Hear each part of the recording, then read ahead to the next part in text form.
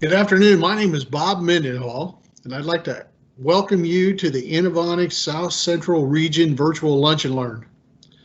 The South Central region consists of Texas, Oklahoma, Kansas, Nebraska, Missouri, Louisiana, and Arkansas. I reside in Texas. I'm about 45 miles north of Houston. Today I want to give you an overview of the Inovonics EchoStream 900 megahertz wireless solution.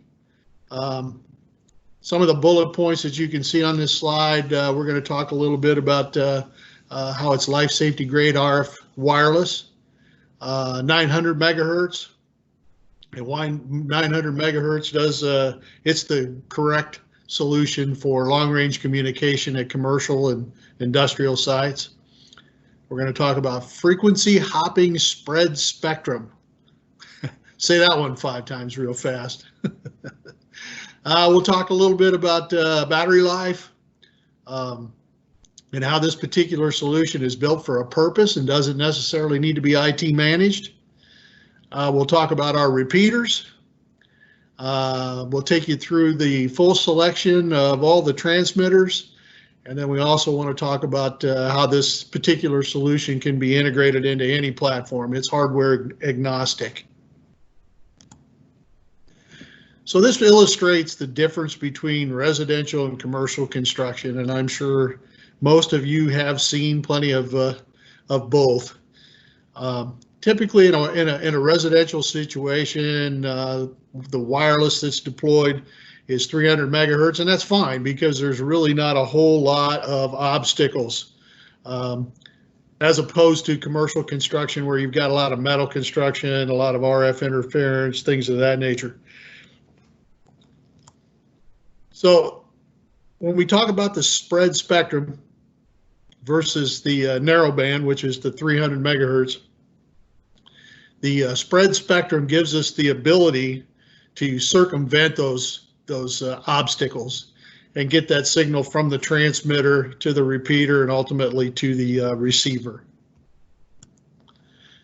This is a good illustration of 900 megahertz versus 300 megahertz as it relates to the size of the wavelength of the signal. You can see that the 900 megahertz signal is about the size of a baseball, whereas the 300 megahertz signal is about the size of a basketball.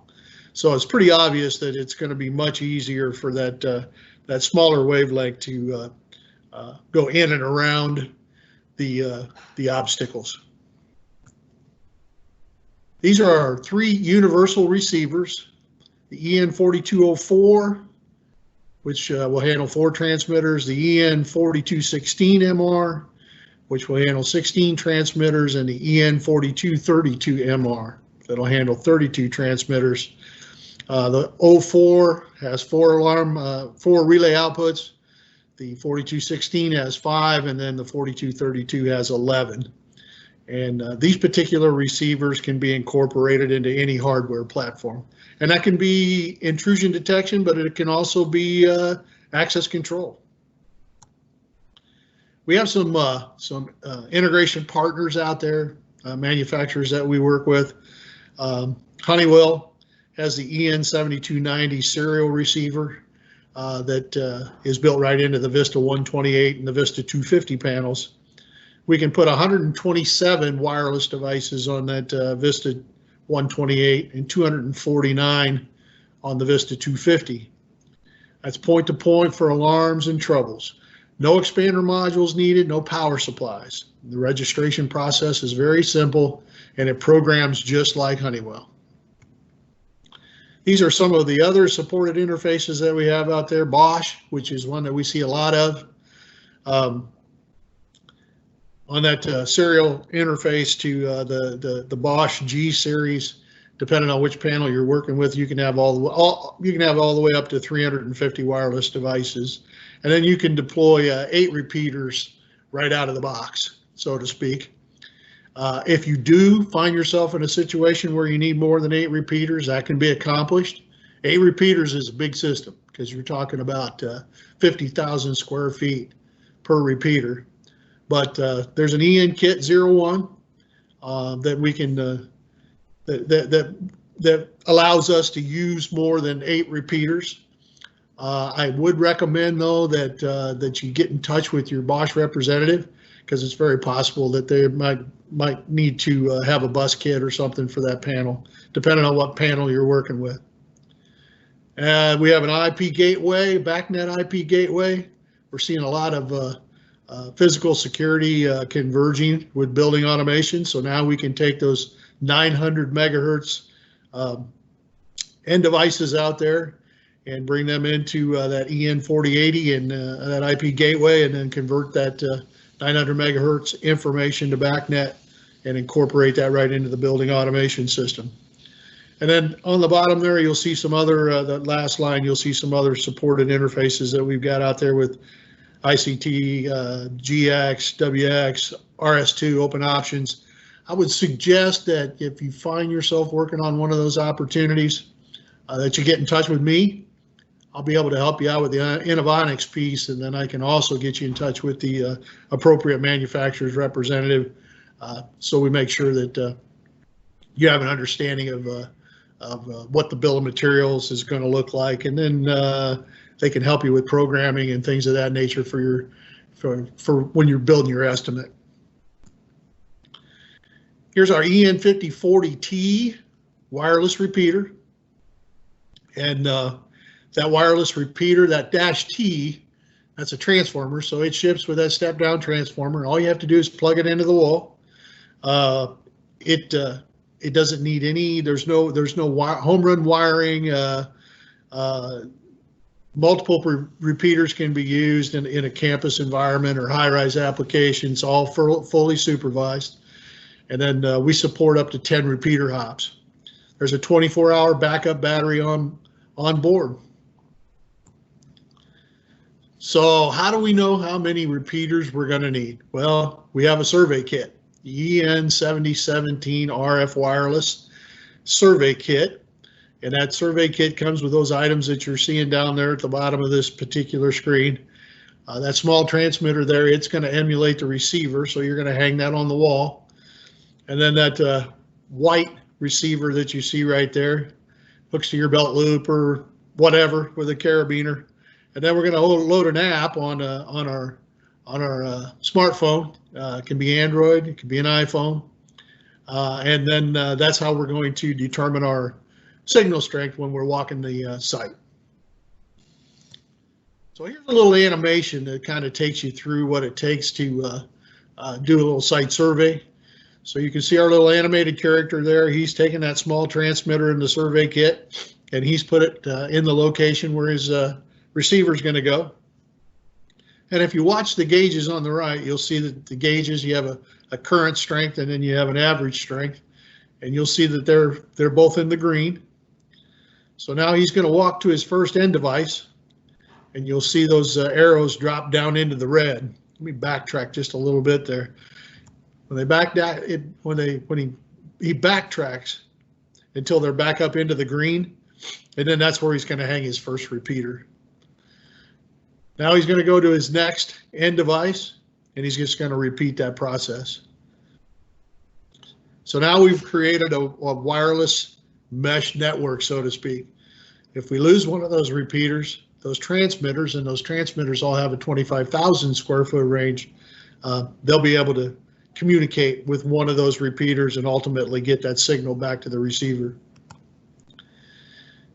Here are our universal transmitters, EN1210. The EN1210 is a single input universal transmitter. You can wire just about any 2-wire device to that thing. We'll kind of get into that here in a little bit. Then you'll see that EN1210W. That's a door window transmitter. Ships with a reed switch, and it can be dual zone. And then you'll see several different, the EN1210 EOL and then the 1215 EOL. EOL standing for end of line. So if you need to have a UL certified installation, we can accommodate that for you. Here's that EN1210. We talked about that universal transmitter, and it's just wired up to a door contact. Now that door contact can be part of an intrusion detection system, or it could be part of an access control system. And I'll show you an example of that in a future slide. Pretty simple to do. These two universal transmitters, the EN1212 and the EN1252, they're both dual input universal transmitters. So if I've got a situation where I've got a set of double doors and I want to put an individual door contact on each one of those doors and have them report back individually, we can do that. The 1252 being the high power. So if I've got a set of double doors, for example, that are in a pretty remote location, it doesn't make a lot of sense to put in a repeater just to talk to those double doors. Then we can use the 1252 and get a little bit more range. Here's the motion detectors, the EN1260, the EN1262, 1265. So you've got a 360, that's the bottom one with a high ceiling lens, option 25 feet. The 1262, the motion sensor that has pet immunity for pets up to 30 pounds. And then the 1260, which is a wall mount motion sensor, and you've got a 100-foot curtain lens option there. This is the EN1261 for high traffic. High traffic has always been a challenge for battery-powered wireless devices. So this is a 4-element motion detector, and 40 feet by 40 feet, and it's tested for 200 activations in a 24-hour period, and we're still able to maintain a 4-year battery life. The bill trap, optional 10-second delay to reduce nuisance alarms in case somebody pulls that bottom bill out of there. We can also communicate to like a little receiver. If we've got a camera that's got a hardwired input on it, we can mount a receiver up there by the camera and then trigger that camera when somebody takes that last bill out of the bill trap. Bring that camera up, full frame rate, full resolution, full screen. Glass break detector, it's an acoustic glass break made by Interlogics. It has a 20-foot sensing range. A couple of specialty transmitters that are life safety for life safety applications. You have the EN1244, which is a smoke detector that's UL268. It's a RESI system listing. It's also been approved by the California State Fire Marshal's Office. We see this particular detector being used a lot to augment existing installations that are already installed to code somewhere. But you might want to have a conversation with your AHJ before you deploy something like this. It's always a good thing to do. And then there's a CO detector, the EN1245. It's commercial grade, 10-year sensor, and it's also been approved by the California State Fire Marshal. These are our UL listed fire life safety solutions, the EH4104R, which is a receiver, and the EH1115 EOL, end of line. And these are UL approved, UL listed, and they've both been, it's been approved by the California California State Fire Marshal's Office as well.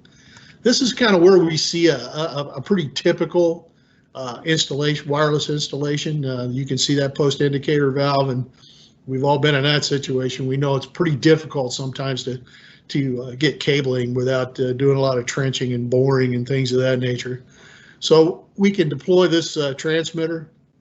We mount this receiver in the same room with the fire alarm control panel, and this receiver can hook up to any UL listed fire alarm control panel. These are our pendant alarms. These can be worn, or they can be fixed. So if we want to do door release or duress or something of that nature, you'll see in every one of these part numbers, you'll see a D or an S at the end. S being single button, D being double button. I kind of recommend that you consider using double button whenever you can, because it's really going to help you reduce the number of accidental activations. Can't always do it, but at least consider it and have that conversation with your end user.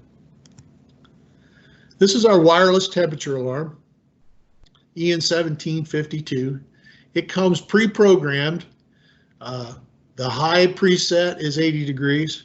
The low preset is 40 degrees. It is programmable, so you can program you can change the set points. There's a USB cable and a PC application. Give me a call and we'll help you work through that. But we see it being used a lot in IT closets, cold storage, those types of things. And then it's also compatible with the Honeywell T280R external probe. Wireless water detector. Water can do a lot of damage. This is something that can be very, very valuable to your customer. So this particular water sensor, it can be hooked up to the FM 280 probe from Honeywell, and Flare as well. Flare has a probe that's built specifically for the EN1751. This was kind of a unique solution for an application that's kind of come to light. Basically, they took one of our universal transmitters, the EN1210, and then they hooked it up to an auxiliary output on the control panel. So then when the control panel goes into alarm, the EN1210 broadcasts to the receiver, and then the receiver has its relay activating a remote siren. So, you know, if you got a guard station or a management office, any kind of a remote location that needs to know when something's going on, you could hook up a piezo sounder or just a strobe. Fences, always a challenge. You see two examples here. One of them is just a simple perimeter fence, and the other is a fence with an isolation zone. And we all know how big of a challenge these can be. Lacing fences, cabling, getting power to the devices that are protecting the fences, very, very expensive proposition. I'm even old enough to remember when there was some seismic stuff that was being used, but we won't talk about that. So we have a partner, Optex. Optex builds what they call the I series of detectors, and beams and PIRs and motions, but their I series, I being Inovonics, they have a lot of great solutions for especially outdoors, but perimeter fences and things of that nature they kind of specialize in. So they're wireless, they're battery powered.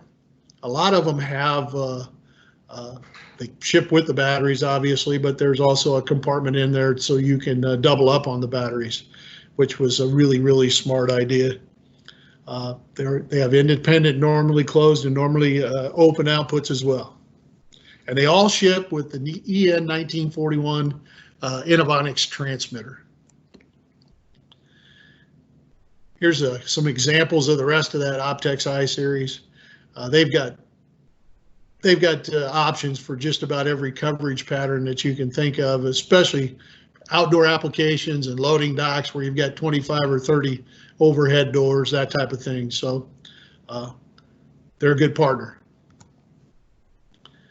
This is when we talked about the 1210 and we showed you that it was wired up to that door contact. So this is kind of illustrates how we take that 1210 communicating that door contact situation into an access control system. So it hits that receiver, and then we come out of that receiver with the relay outputs and into the access control hardware to any available inputs. So now we've got a scenario where we can do anything with this wireless solution that we can do with a hard wire. So if we got a door propped or if we got a forced door, any of those things, it works just like a hardwired solution without all of the associated cost of getting that copper from point A to point B. Here's our building automation, the EN4080 with the BACnet gateway license. Again, we're seeing video and access control systems are starting to interface with building management systems. Building management systems standard protocol is BACnet. So now we can take all of those 900 megahertz devices, bring them into that IP gateway, and then interface them into the building automation system. Things like temperature, humidity, air quality. I would suggest that if you are working with someone in operations and you're having some of these conversations, get in touch with me. We can put together some kind of a virtual learning session for them, or here in the not too distant future, I hope to be able to go call on them with you. That would be nice. So here's a little summary of some of the top benefits. Obviously, the wireless performance, long range and reliability. Inovonics has been in business over 30 years, and we've got a reputation for being reliable. Labor savings when it comes to time and cost. If we don't have to get that copper and all of that associated hardware from point A to point B, we're going to save the customer a lot of money. And we're also going to improve your estimating accuracy quite a bit, because that's where our biggest risk is as integrators. And I was an integrator for many years. Our biggest risk is estimating that labor. A lot of times we're just working off a drawing, or we've done a site survey, and we don't really know what we're going to run into when we get there to do that physical installation. We're going to help them preserve site aesthetics. Like some of those peripherals that are involved with installation, like trenching and cable trays and outdoor wiring, things of that nature, we can eliminate a lot of that. And going right back to being hardware agnostic with the integration with any security system hardware. Here's a few application ideas. I'm not going to sit here and read them all to you, but don't be afraid to sit down and have a what-if conversation with your customer, and then give me a call. I'm sure that we can figure out a wireless solution to address any application that they might have. I want to thank you very much for attending today. Here's my contact information, and please feel free to give me a call. Happy to help in any way that I can, and I'm looking forward to meeting you in person in the near future. Thank you.